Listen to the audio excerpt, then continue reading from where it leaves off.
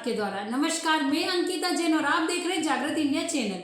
हम बात करते हैं हमारे भारत में स्थित अयोध्या में स्थित राम मंदिर की। जी हाँ, राम मंदिर के इतिहास की। भारतवर्ष ने अपने अस्तित्व को कायम रखने के लिए क्या कुछ नहीं सहा, क्या कुछ नहीं किया, इतना संघर्ष। इसी संघर्ष की एक और कहानी सामने आती है श्री राम लल्ला के जन्म स्थान और मंदिर के निर्माण की। बात करीब 500 साल पूर्व की है। हम इतिहास बता रहे हैं 500 वर्ष पूर्व से। 500 वर्षों के अथक प्रयास बलिदान के बाद प्रभु श्री राम जी का मंदिर बनकर तैयार हुआ।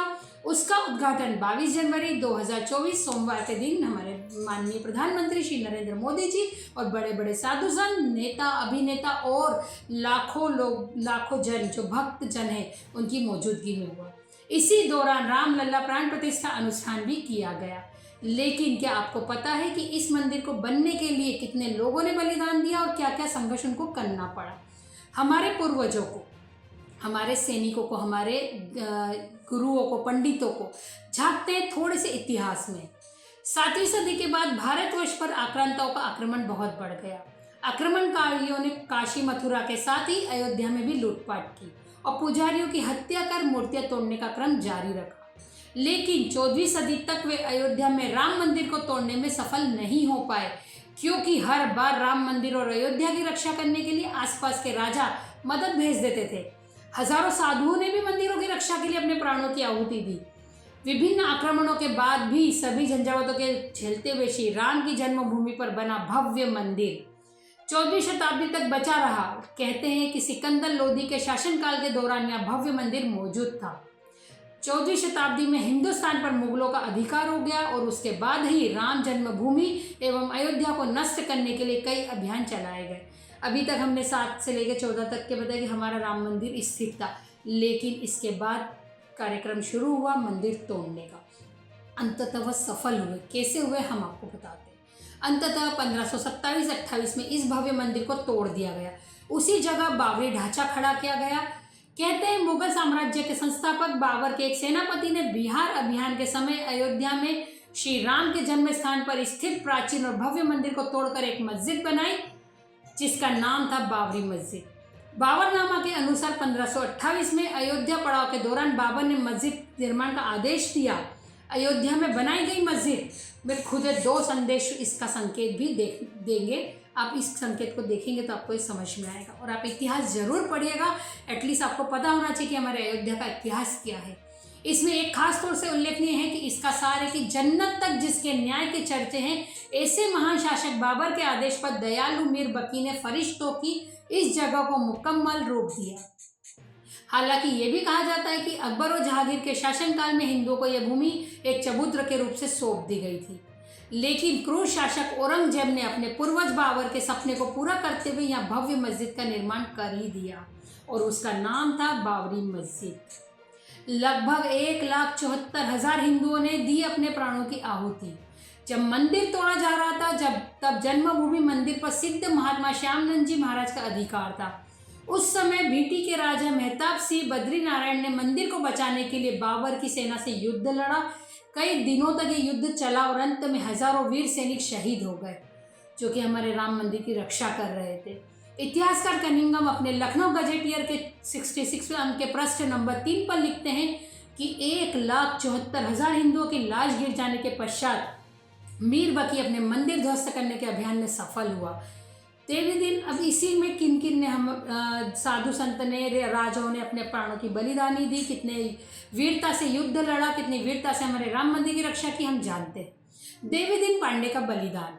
उस समय अयोध्या से 6 मील की दूर पर सनेथु नाम के एक गांव में पंडित देवीदीन पांडे ने वहां के आसपास के गांवों सराय, सिसिंडा, राजयपुर आदि के सूर्यवंशी क्षत्रियों को एकत्रित किया और फिर से वहां युद्ध हुआ।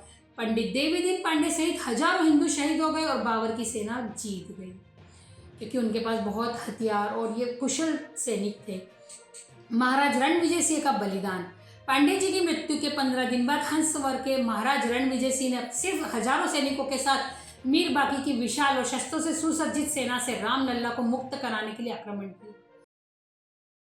कहते हैं ना, होनी को कौन टाल सकता है। संयोगवश महाराज सेना सहित जन्मभूमि के रक्षार्थ सभी वीरगति को प्राप्त हुए। तब मैदान में आई रानी जय राजकुमारी हंसवर और स्वामी महेश्वरानंद जी का बलिदान।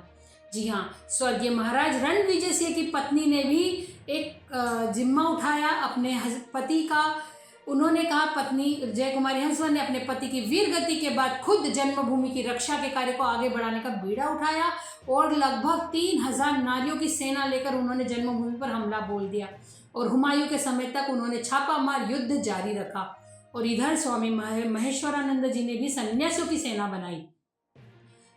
रानी जयराज कुमारी हंसवर के नेतृत्व में यह युद्ध चलता रहा, लेकिन हुमायूं की शाही सेना से इस युद्ध में स्वामी महेश्वरानंद जी और रानी जय कुमारी लड़ते हुए अपनी बची हुई सेना के साथ शहीद हो गई और जन्मभूमि पर पुनः मुगलों का अधिकार हो गया। पहली बार बना मंदिर के लिए चबूतरा। इतनी वीर गति को प्राप्त हमारे सेना, इतने हमारे पूर्वज, उसके बाद हमें एक मौका मिला, पहली बार बना मंदिर के लिए चबूतरा। मुगल शासक अकबर के काल में शाही सेना हर दिन के इन युद्धों से कमजोर होती रही थी। अतः अकबर, बिरबल और टोडरमल के कहने पर खस की टाट से उस चबूतरे पर 3 फीट का एक छोटा सा मंदिर बनवा दिया।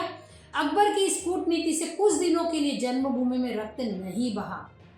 यही क्रम शाहजहां के समय भी चलता रहा, लेकिन फिर औरंगजेब के काल में भयंकर दमन चक्र चलाया गया और उत्तर भारत से हिंदुओं के संपूर्ण सफाई का संकल्प उन्होंने ले लिया।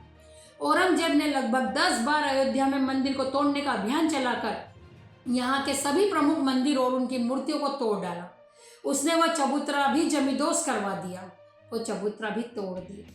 औरंगजेब के समय में समर्थ गुरु श्री रामदास जी महाराज के शिष्य शिवेश मकरही राजा का पराक्रम जानते हैं। नसरुद्दीन हैदर के समय में मकरही राजा के नेतृत्व में जन्मभूमि को पुनः अपने रूप में लाने के लिए हिंदुओं के 3 आक्रमण हुए, जिसमें बड़ी संख्या में हिंदू मारे गए। इस संग्राम में भीति, हंसवर, मकरही, खजूरहट, दियरा, अमेठी के राजा गुरुदत्त सिंह आदि सम्मिलित थे। हारती हुई हिंदू सेना के साथ वीर चिमटाधारी साधुओं की सेना आ मिली और इस युद्ध में शाही सेना को हारना पड़ा। जन्मभूमि पर पुनः हिंदुओं का कब्जा हो गया, लेकिन कुछ दिनों के बाद विशाल शाही सेना ने पुनः जन्मभूमि पर अधिकार कर लिया और हजारों राम भक्तों का कत्ल कर दिया। इसी दौरान नवाब वाजिद अली शाह के समय में पुनः हिंदुओं ने जन्मभूमि के मुक्ति के लिए आक्रमण किया। फैजाबाद गजेटियर ने कनिंघम ने लिखा है, इस संग्राम में बहुत ही भयंकर खून खराबा हुआ है। लगातार 2 दिन और रात होने वाले इस भयंकर युद्ध में सैकड़ों हिंदुओं के मारे जाने के बावजूद हिंदुओं ने श्री राम जन्मभूमि पर कब्जा कर ही लिया। इतिहासकार कनिंघम लिखता है कि यह अयोध्या का सबसे बड़ा हिंदू मुस्लिम बलवा था। हिंदुओं ने अपना सपना पूरा किया और औरंगजेब द्वारा विध्वंस किए गए चबूतरे को फिर वापस बनवाया। चबूतरे पर 3 फीट ऊंचे खस के टाट से एक छोटा सा मंदिर बनवा लिया, जिसमें पुनः रामलीला की स्थापना की गई। रामलला की स्थापना के बाद मुगल राजाओं ने इस पर पुनः अधिकार कर लिया। मुगलों के आक्रमण के बाद ब्रिटिश शासनकाल यानी 1853 में हिंदुओं का आरोप था कि भगवान राम के मंदिर को तोड़कर मस्जिद का निर्माण हुआ। इस मुद्दे पर हिंदुओं और मुसलमानों के बीच पहली हिंसा हुई। 1853 में हिंदू और मुस्लिम के बीच में बहुत भयंकर युद्ध हुआ, बहुत हिंसा हुई। इसके बाद सन 1857 की क्रांति में बहादुर शाह जफर के समय में बाबा रामचरण दास ने एक मौलवी आमिर अली के साथ जन्मभूमि के उद्धार का प्रयास किया। कुछ कट्टरपंथी मुस्लिमों को यह बात स्वीकार नहीं हुई और उनके विरोध के चलते 18 मार्च सन 1858 को कुबेर टीला स्थित एक इमली के पेड़ में दोनों को एक साथ अंग्रेजों ने फांसी पर लटका दिया। विवाद के चलते 1859 में ब्रिटिश शासकों ने विवादित स्थल पर बाड़ लगा दी और परिसर के भीतरी हिस्से में मुसलमानों को और बाहरी हिस्से में हिंदुओं को प्रार्थना करने की अनुमति दी। यहाँ भी देखिए आप, मुसलमान अंदर जा सकते थे पर हम हिंदू नहीं। पहली बार न्यायालय में केस। जी हाँ, अब इसके बाद आती है न्यायालय की बारी। ये तो युद्ध हुआ, शहीद हुए, अब आती है बात न्यायालय की। 19 जनवरी 1885 को हिंदू महंत रघुवीर दास ने पहली बार इस मामले को फैजाबाद के न्यायाधीश पंडित हरिकिशन के सामने रखा था।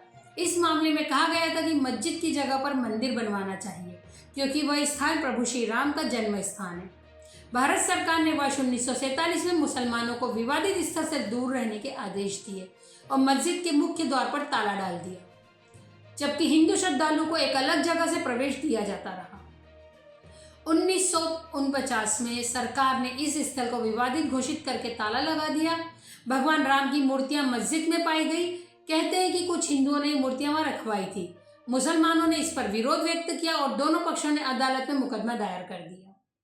विहिप ने किया समिति का गठन। जी हाँ, 1984 में कुछ हिंदुओं ने विश्व हिंदू परिषद के नेतृत्व में भगवान राम के जन्म स्थल को मुक्त करने और वहां राम मंदिर का निर्माण करने के लिए एक समिति का गठन किया।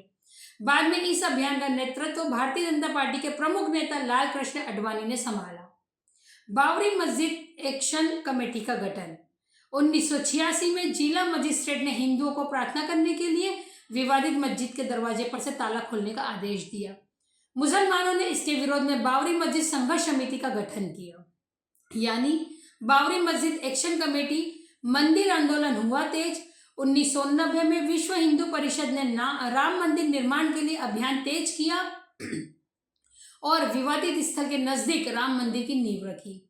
इसी वर्ष इलाहाबाद उच्च न्यायालय ने आदेश दिया कि विवादित स्थल के मुख्य द्वारों को खोल देना चाहिए, इस जगह को हमेशा के लिए हिंदुओं को दे देना चाहिए।